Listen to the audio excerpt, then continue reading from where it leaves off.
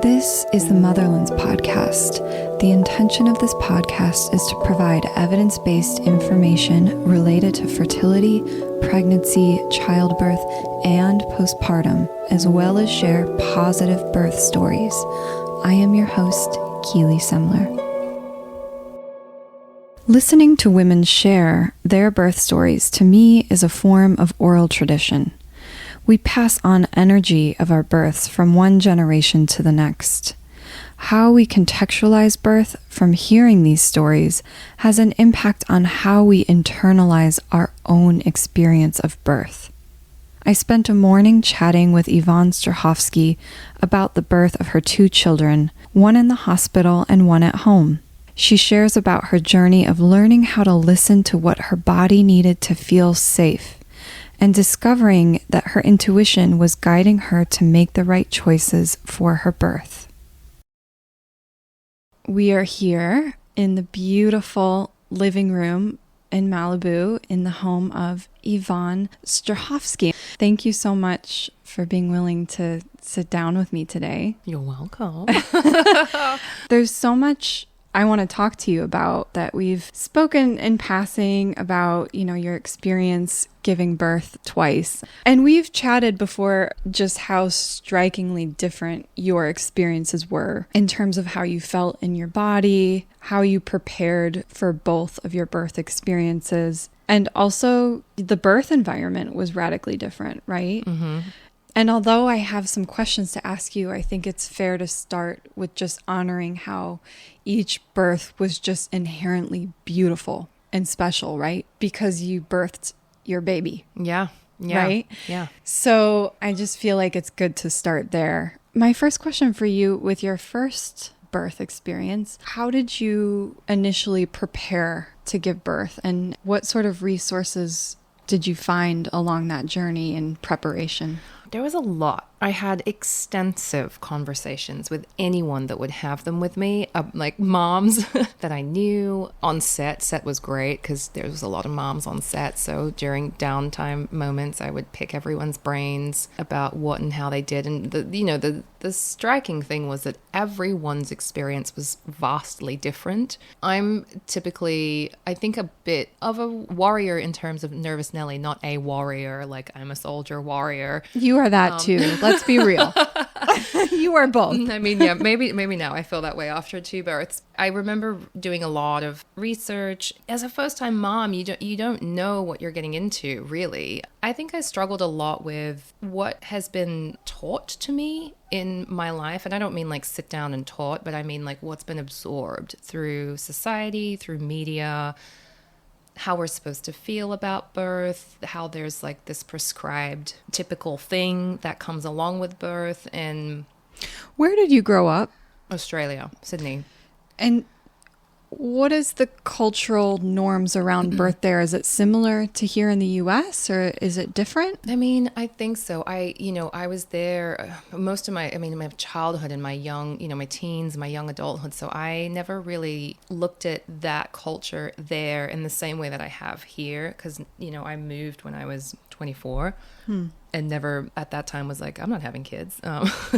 Cut to, I'm pregnant with my third. But yeah, to be honest, I'm not even sure because I'm so embedded. I've been here for 17 years and I'm so embedded in this culture here in America. But definitely there's, we grow up with a certain culture around birth and, mostly it's scary and terrifying. It felt like a battle to be positive about it in a lot of ways. And at the time, I remember having an instinct that I should probably do it the way that I want to do it in terms of, not have too many people around and perhaps not even be at a hospital. But I've sort of made a more practical decision at the time because I live quite far away from a hospital. And it was my first time that I should probably play it safe and do it at the hospital. And then I learned so much about myself, which then ended up informing how I went about the second one, which was completely different. What resources helped prepare you for your first birth? Was it friends? What was it? Yeah, friends. There were, I had a doula at the time who sort of educated me about stuff too. My OBG now in hindsight, when I look back, there's not all that much available to you in terms of the things that are sort of like truly help, like management, your body, the changes you're going through, surprises that you never knew about. There's so much more to this process than is sort of out there. How did you choose your doctor? What was that process like? Was it just word of mouth? You know, I'd been with my doctor for so long. I mean, I've known him now for 17 years. That's amazing. So it was an automatic kind of thing. I had actually no idea how kind of, I guess, prolific and amazing he is at what he does and how well suited to me he would be. And then now I know what he's all about, but he's an incredible person who's probably done, I think, 7,000 births now in his career. I mean, I don't even know, but I'd imagine it's a lot. I mean, he's been in practice, I think, 40 years. So that's a lot of families being supported. And family, and he's birthed babies who have grown up to be adults who are now birthing their babies. So he's birthed generations, one after the other, which is amazing. So when you were pregnant, either with your first or your second, what did you do to take care of yourself through the changes in your body? Did you do any body work or see any practitioners along the way that made you feel at ease more? Did have a couple of adjustments with a chiropractor that helped me when I felt like my back was starting to tweak a little bit. I mean, that's pretty much it. That's great, though. Yeah. That's great. I really like that you were in tune with what felt good in your body and you weren't trying to overly do it with exercise and all this stuff. I think in my practice as a doula, sometimes I have to rein people in because they're doing too much. And our culture is just obsessed with doing. And I think people get nervous about the birth experience. So they think, I just need to do all these exercises. And I'm like, maybe, but maybe also softening and relaxing. You know, that's so interesting you say that because I remember there's so many mom friends who I know that did do exercise, and often the first thing out of their mouth is I need to be fit and prepared for the actual birth. And I kept thinking, I had the opposite. I felt like I needed to soften. Like I felt like if I worked out more and tightened everything more, I would have a more rigid birth. Like I wanted to loosen. I wanted to expand. My natural inkling was to just be flapping around. Like I think definitely that approach complemented the kind of person that I am too, because I am such a doer and I'm such a kind of, I'm on the move. I like to be active. So intuitively and consciously, it was the right thing for me because I just would not have helped me at all to have some kind of a regular, strengthening exercise routine or whatever. How refreshing to hear that. Yeah, I just, this is not for me. Even though ironically I'm like an active, fit kind of person, I just didn't want to do it. And I thought, no, I've got to honor that. So much of the process for me in the pregnancy is intuitive and listening to that. And yes, there are these societal norms, but learning throughout each pregnancy that the more I can listen to what I want and need, even if it might not make sense consciously, but listening to my body has really, really paid off, and tuning into that and creating the time and space to tune into that. Because I'm also not the type of person to, sit and meditate and like have tune in time. But during the pregnancy, I really kind of at first forced myself to do that, and it was incredibly informative for me. How did you tune into your intuition? For the first pregnancy, I think I ignored it a little bit, to be honest. And that was the learning curve. Why did you ignore it? I ignored it for practical choices that I made, basically, and knowing that I ultimately would have just, I think, felt safer being in a hospital environment, even though my body was telling me the absolute opposite. I just wasn't willing to do the home thing. And in hindsight, it probably would have been better for me. I'm the kind of person that has a hard time in big groups. It's hard for me to focus. I do much better in intimate settings with one-on-one. I'm an energy absorber, so it's hard for me. It was hard for me to go to the hospital, and there's a lot of movement at hospitals. There's a lot of people. There's a lot of stuff. There's a lot of machines. There's all this stuff that ultimately wasn't what was going to make my body relax into the birth process. And I learned that. That was a long birth. That was a total of 46 hours compared to the 10 hours at home in the second one. Would you mind sharing a little bit about the first birth experience? So the first birth was in the hospital, and your second birth was a couple years later, and that was at home. Mm-hmm. Yeah, I think it would be great, as much or as little as you feel comfortable sharing about that first experience. Yeah, the first one, I started at home, obviously. I was very overdue, 17 days overdue. Wow. And thank you to my doctor who was with me on that and just checked me and didn't make me induce or anything like that, which is what I didn't want to do. I didn't want to induce. I just wanted it to come naturally. What was interesting, though, is I was overdue, I think, because my uterus, my body, was not wanting to do it at the time, because I had people staying in my house. And it was funny that the minute they left, I had my first contraction. And talking about going back to my intuition, that was my body's way of kind of saying, okay, now you're good to go. Now you're good to go. You're by yourself. You can focus. You can do this. So that was kind of one of the signs along the way. So I started here. I remember going a whole night here at home, which was, I still got some rest. I remember napping here and there throughout the night.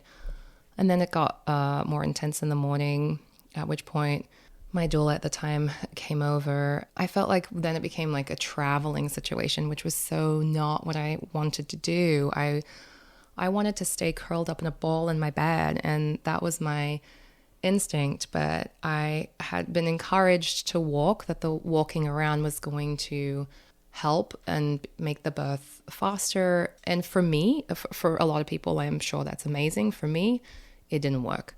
And I knew that intuitively. But I ignored it because I was being encouraged otherwise to do something that was, the norm.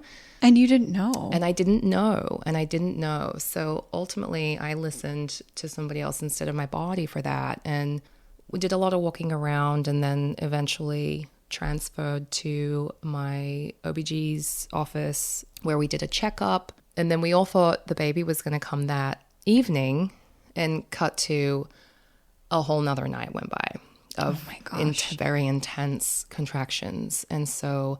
Did you go home? No. So because we were far away, because, we're in Malibu, and the hospital's in town, so is the doctor's office. So because we thought the baby was going to come that night, we thought, okay, well, where are we going to go? So we ended up getting a hotel room close to the hospital.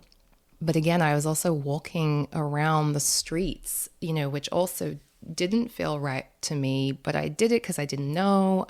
Now I would go, no, I'm just going to go curl up in a ball in bed and do what my body wants to do. But I didn't at the time. So we did a lot more walking, and basically I kind of walked all night long. Like, looking back on it all, I go, how did I have the stamina for a total of 46 hours to keep going? I really don't know. I didn't have the same kind of tools that I do now. So I spent all night in this hospital room. I remember my wonderful OBG coming at around midnight, and then 3 o'clock in the morning. At hour 41, I was encouraged to get an epidural. Kind of before then, my water still hadn't broken. My doctor broke it, but then what happened was my baby turned unfavorably in that moment. And then I was told that I was going to have to be in that sort of sideways, like open leg position in order for the baby to kind of go back into the correct position. And I was going to have to, be on one side for 20 minutes and the other side for another 20 minutes in order to with a peanut ball, right? Using a ball in between your legs or something? It was a ball, but it was something to support my legs, something like that. Yeah. And And at that point, I broke down. I remember I was also overhearing my doctor whisper to Tim, my husband, something that I hadn't dilated any further. And it had been hours. And I remember just feeling devastated, out of control. I was already falling asleep between contractions, like literally in the 60 seconds between the contractions. I was literally dozing off. I was so tired from the 2 nights and the walking and the walking and all the stuff. And so as soon as I agreed to the epidural, I got it, and I passed out. I fell asleep. So my body was just doing the work, and they were turning me to turn the baby while I slept. And then I remember asking for them to pull the epidural out when they woke me up and they said, it's time, the head is coming out. So it's time to push. So I remember saying, well, can we at least pull the epidural out? Because I had always wanted to experience the full natural glory of birth. So I got to feel it a little bit, not as much as the second one, but I felt it a little bit. And in a hospital, usually they have a big mirror. So I chose to use the mirror. I guess some people think that's weird, but it was really helpful. And then, had my baby 46 hours later. Wow. That must have been a really exhausting. I mean, birth is always exhausting, but I think it's an extra layer of exhaustion when you don't feel like you have some level of body autonomy or say or choice in how things play out, or you feel like you're not given much of a choice. You're just, someone's like, well, you should get an epidural. And it sounds like in your case, the epidural on the one hand wasn't what you wanted, but did allow you to get the rest you needed to push the baby out, but ultimately wasn't the kind of experience you were hoping for. Yeah, totally. I think given the circumstances and where I had arrived at that point, it was probably definitely the right choice to make. I don't know how else I could have got myself together mentally. And I hate saying that. It makes me feel like I should have found the strength or something, like in my inner world or whatever. But I think that's just the stubborn sort of perfectionist maybe in me that wanted it to be a certain way, and it didn't pan out that way at all. Well, I think that's a very common lived shared experience with a lot of women and how their birth experience ends up playing out, wishing it was different. I'm wondering now, knowing what you know, was there a point where you were able to make peace with it, even though it was an experience that wasn't how you wanted it to pan out? It's interesting. I don't know. I don't think I can say 100% that I've made peace with it because, and you and I have talked about this, during this now third pregnancy, I find myself, even though I've had an amazing home birth that was a dream, total dream come true, and you were there for that, I find myself still kind of thinking for the third one, I should go back to the hospital and reclaim that hospital birth, and do it my way and do it the way that I didn't get to do the first time round. And we've talked about, that kind of potentially being an unproductive thought, because it's really not about that. It's about where do you feel safe? And given this obviously circumstance of your pregnancy, as long as it's healthy, it's safe. What you said, I think, is so powerful about wanting to reclaim the space and wanting to right a wrong. And when you make choices related to your birth experience, that it has to come from that space within that inherently makes you feel powerful, but isn't, coming from a place of ego, but coming from a place of like inner knowing and trust and feeling safety and confidence within your body.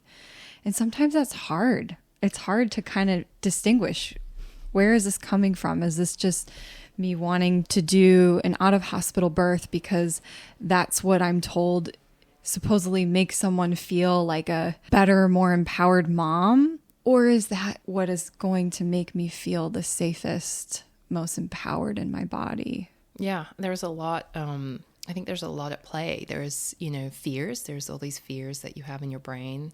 There's ego stuff. There's, what did so-and-so do? And how did that go for them?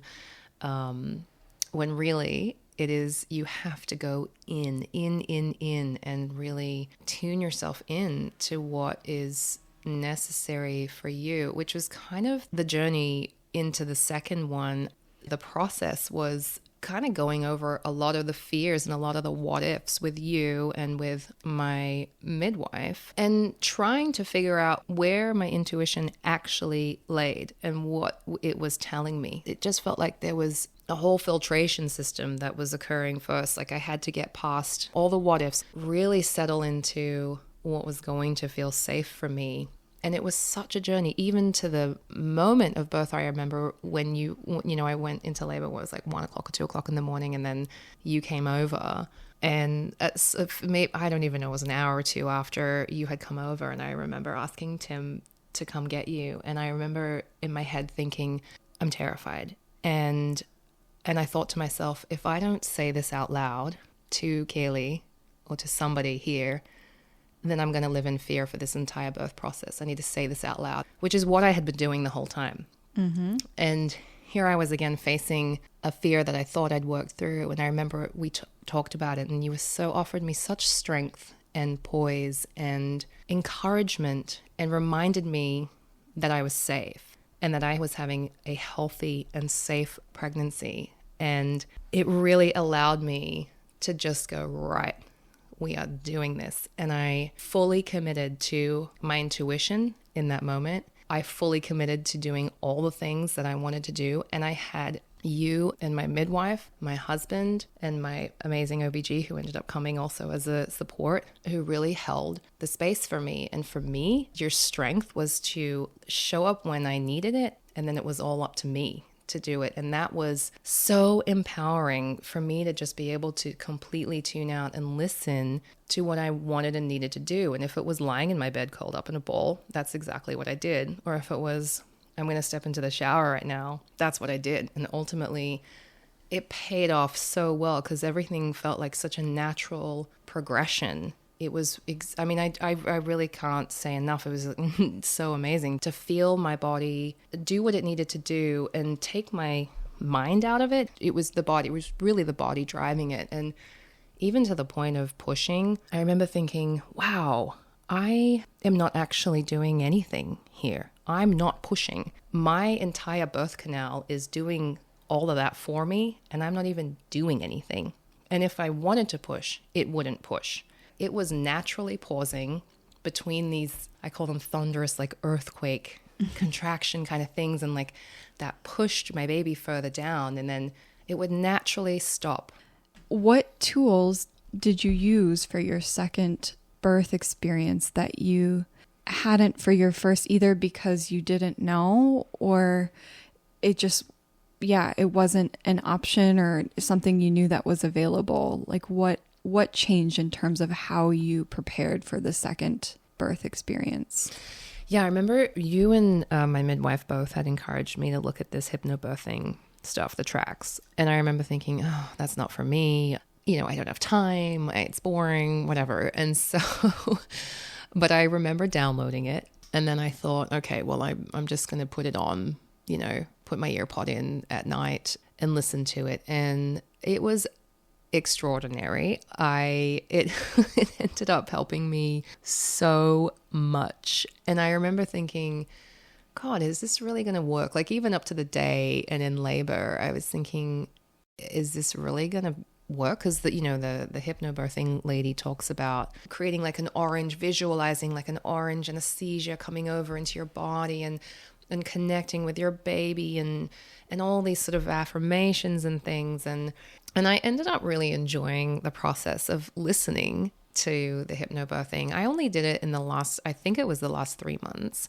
maybe even 2 months. And I remember really loving falling asleep to her voice, which ultimately like totally worked, I think, for the day of labor. Because before you go into it, can you just, for the listeners, kind of explain in your own words what hypnobirthing is for you, or hypno babies? It's, for me, I know there's different language out there, but what does that mean to you? What did it do for you?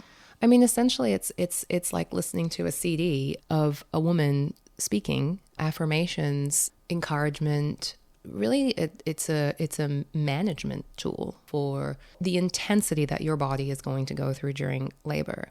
So it's like listening to a song. I mean, there's underlying, calming music and stuff. And again, I wasn't sure how this was going to pan out during my labor until it was actually all happening. But I remember putting my earpods in, and then they never really left. I did it. I pretty much had them in for the whole 10 hours. And when I had them out, I had the phone still next to me playing the tracks.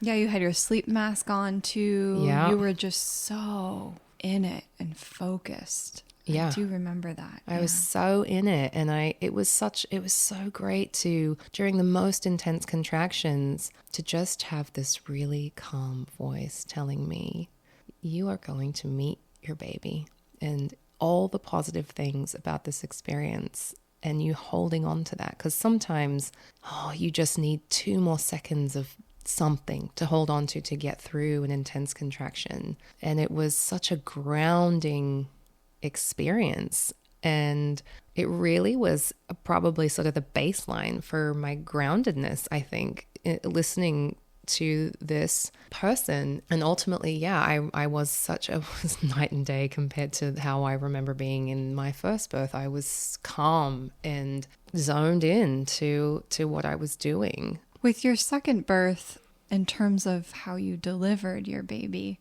you were in water. What was that experience like? Yeah, I did the big tub. That was amazing. Midwife really knew, and you knew exactly when to utilize it, because it's not like I've learned from you guys that it's not like you're supposed to sort of jump in right when you go into labor. Because you could. You could, but it can stall the birth, as far as I understand. So it was amazing to sort of have your knowledge and the midwife's knowledge of when was going to be the most efficient moment to get in there. So in the lead up to that, I was just in the bedroom doing my thing, going between the bed. I pretty much stayed just kind of standing or sitting or lying down the whole time in a very small space in my room. And then there was that point sort of towards the end where I thought, I'm going to take a shower. And I remember going into the hot shower and feeling like I wanted to immediately get out, because it had suddenly become more intense, which was, at the time, it felt uncomfortable, but now, knowing what I know, it was the perfect thing to do, because it intensified everything to the point where I went and lay down again on my bed. My water broke immediately. I remember thinking, oh my God, I see pop explosion thing, which was really fun. And then I remember it was time to get in the tub. And so I sat in there first by myself. I remember being on my knees, holding the edge of the tub, and Tim was on the other side. But then I pretty quickly asked him to get in the tub with me. And Tim's great. He's not scared of any weird, birth fluids or anything like that. So he got right in there with me, and that's where we stayed. And it was this amazing, almost romantic, very zen couples experience that we had in birthing our second child together. I just remember I was sort of straddling him on my knees while he sat in there. I remember, I think I literally ripped his neck apart with my hands the way I was gripping him. And at that point, my phone was still playing the hypnobirthing track. I think I was so into it. I remember asking you all, when do I start pushing? I think that was actually what I said. And I was already there, and I didn't know it. So I was so into it. And I don't think I knew at the time that I think the head, there was this full head of hair showing already. And I thought, oh my God, I'm here. It's happening. And then it was pretty quick after that. It was felt quick. So it was really, really special for me to see you have so much autonomy and, control, but not control in the mind, but freedom in your body, and to choose what's right for you. Ironically, the control, you having, the birthing mom having the most control, is actually about having 0 in your mind. That's what gives you the most control over your body doing its thing. And the fact that you guys let me just do my thing, no one was interrupting me, it allowed me to get into a flow so deeply. There's a really unfriendly term that's used for women that are giving birth or planning to give birth after 35, which is geriatric pregnancy. Can you talk a little bit about your experience, like giving birth, how you were still able to give birth outside the hospital and your experience around that? Yeah, I mean, yes, by those standards, I am a geriatric mum. I have always been a geriatric pregnant person. Yeah, I had my first when I was 36. Had my home birth when I was 39, and I'll be doing this one at 41. So amazing. I am definitely that geriatric person. Yeah, it's a strange term, isn't it? It's not exactly encouraging. Makes you feel like everything's broken inside of you when it's not. Everything's fully functioning. I think it's a harmful word to use because of exactly what you said. You feel like something is broken. I was just speaking to a midwife about this, that pregnancy should be perceived as like someone in peak health, regardless of the age. Just the ability to carry a child inside. That is just a testament of someone being in good standing physical health. Yeah, that perspective is interesting because I think the other perspective, the one where the geriatric one, where I think, and correct me if I'm wrong, but it feels like it comes from the statistics that happen around pregnancies over 35. So there's That's a right. bunch of health problems that may or may not occur, but the statistics, the number goes up after that age. But despite it going up, looking at you as an individual. So yes, there's truth that statistically older women may have more complications. When you zoom in just and focusing on you being a pregnant person, what is true for you, and finding a doctor or a midwife that sees you as an individual and not just a statistic, I think is huge. Yeah, that is huge because I definitely have been lucky to have uncomplicated pregnancies. It is interesting though, even just having the perspective though, that with sort of the overall umbrella, because it's an umbrella term that immediately categorizes you a certain way, and it's coming from this sort of dire perspective in a way where I just wonder if we shifted it and made it come from sort of a different umbrella, a positive umbrella term. For people listening that are preparing to either conceive or give birth, what sort of imparting wisdom or any insight can you share with someone who is on this journey of giving birth? What would you say to them? I would say listen to yourself. I would say that in the most specific and both broad and specific ways. I would say that if your body is trying to tell you something, listen to it. I would say that if something is coming up for you emotionally, listen to it. If you're having a weird feeling about a dynamic between you and your partner, I would say listen to it, lean into it, label it, and then work through it. Because these are all things that I think come up, especially for me, I think, not just physically, because it is obviously a very physical process, but it's also a really mental and emotional process. And I think that's the bit, even in society, I mean, people hate talking about their feelings, people hate talking about emotions, but there's a whole side of pregnancy for me that was about kind of having an identity crisis. Like, who am I? What is my makeup? What are all the, and I'm doing quotation marks, but what are all the bad things about me that my kids are going to see straight through? Who am I going to be to them? What are they going to think of me? This was all stuff that came up for me, and I chose to lean into it. It was uncomfortable. It was confronting, but it was life-giving. And ultimately, the instinct to really work through mentally, emotionally, spiritually, if that's a thing for you, and physically, all of those things allowed for me to have that second birth that I had. And the first one too. I mean, this is all stuff that came up for me in the first one, whether I listened to it or not. I mean, I spoke about not listening to some of that stuff. So that was part of the journey, part of the learning process, and what I ultimately applied to the second one and what I've learned. So I think that's my takeaway. We look so much at pregnancy as the physical embodiment. Like it's about, you know, what physically can happen to you, what physically is going to happen or may not happen to your baby, physical tests and physical this and that. And the birth process is very physical, but oh my gosh, do I think it's just as much a mental, emotional, spiritual thing as well? Absolutely. And that's the bit where I don't know that we're paying enough attention to it. I don't know that there's support out there for that kind of stuff unless you find the right people, you connect, you really go into that stuff. It's so important. And yes, it can be really uncomfortable and confronting, but oh my gosh, it's vital, I think. Thank you so much for sharing today. And I just really appreciate your perspective and you sharing both experiences. And there is very important value in both of the experiences. So thank you for sharing. Yeah, you're welcome. Maybe we'll do a part 2 after your third birth. That's right, yeah. Thank you so much for listening. If you enjoyed this episode, feel free to share with friends and family and stay tuned for the next episode.